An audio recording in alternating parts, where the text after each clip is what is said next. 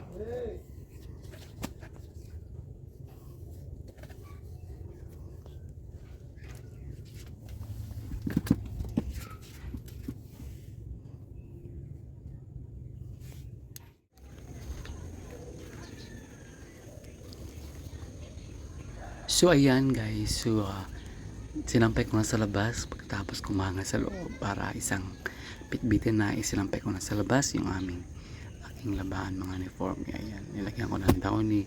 Syempre para naman bumangoy yung ating mga damit kasi nga lagi tayong pabisin. So especially sa mga nag-work dyan, so kailangan talaga laging may downy para mabango naman lagi. So hindi nakakaya sa mga guest tayo pag humarap sa mga guest, guys.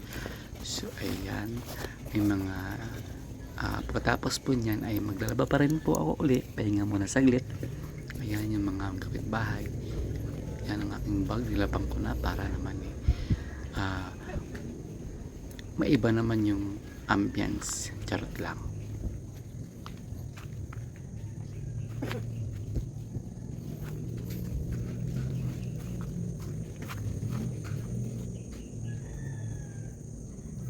Siyempre guys, ayan, may mga tanim na rin sila dyang mais ang aking bayaw para may pagkukunan. Kasi sayang naman sa nakatubuan yung mga halaman na. So yan ang aking mga labahan, guys. Okay, tricycle, service ko sa aking work. At dito ako pumapark. Yan yung lagayan ng tubig ng pamangkin. Yung bike na aking kapatid. Yan, dyan guys, check ko kasi parang ako rin. So banda naman medyo maliwanag naman sa labas guys.